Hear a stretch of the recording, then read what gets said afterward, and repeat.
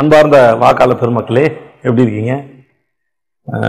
நம்ம எல்லாரும் ஆசையை எதிர்பார்த்து காத்துக்கிட்டு இருந்த இந்த எலெக்ஷன் வந்துருச்சு. வழக்கமாக எலெக்ஷன் வரும்போது நம்ம எல்லாருமே பொதுவாக ஒரு மென்டாலிட்டி இருக்கும். யார் வந்தால் நமக்கு என்ன அப்படின்னு ஒன்று இருக்கும். இல்லாட்டி யார் காசு கொடுக்குறாங்க அவங்க ஓட்டு போட்டு போக இருக்கும். இல்லாட்டி இதை ஓட்டு போட்டு ஒன்றும் ஆக போகிறதில்ல அப்படின்னு ஒன்று இருக்கும். இந்த மனநிலையெல்லாம் தூக்கி ஓரம் வச்சுட்டு நாம் நமக்காக இல்லைனாலும் நம்ம குழந்தைகளோட எதிர்காலத்துக்கு, நம்மளோட அடுத்த தலைமுறையோட எதிர்காலத்துக்கு நிச்சயமாக ஓட்டு போடணும். காசு வாங்கிட்டு ஓட்டு போடுறது, காசு வாங்கிட்டு ஓட்டு வைக்கிறது எவ்வளோ பெரிய துரோகமோ அதை விட பச்சை துரோகம் ஓட்டு போடாமல் இருக்கு. உங்களுக்கு பிடிச்சவங்க பிடிக்காதவங்க யாராக இருந்தாலும் சரி, அவங்க யார் என்னன்னு தெரிஞ்சுக்கணும்.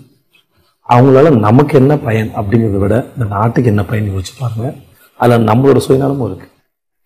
நம்மளாம் சேர்ந்து தானே நாடு. நாமங்கிறது நம்ம இன்னைக்கு மட்டும் பார்க்குறதா, நாளைக்கு நம்ம குழந்தைங்க வாழ போகிற எதிர்காலத்தையும் பற்றி சிந்திக்கிறதா?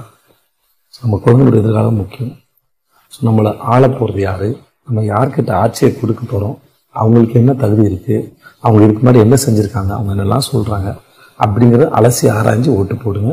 இது வரைக்கும் நீங்கள் அரசியல் செய்திகளை கேட்கலனாலும் பேசினாலும் பார்க்கலனாலும் சரி, இன்னையிலேருந்து எலெக்ஷன் போடுற நாள் வரைக்குமாவது இன்னமும் அரசியலை பற்றின பேச்சுக்களை பேசுங்க, செய்திகளை பகிர்ந்துக்கோங்க, அதை பற்றி விவாதத்தை வச்சுக்கோங்க. ஓட்டு போடுற அன்னைக்கு தெளிவாக சிந்தித்து செயல்பட்டு உங்களுக்கு சரின்னு போடுறவங்களுக்கு இந்த விரல்ல மை வைக்க இடம் கொடுங்க. மறந்து விடாதீர்கள், மறந்து இருந்து விடாதீர்கள். ஓட்டு போடுங்க.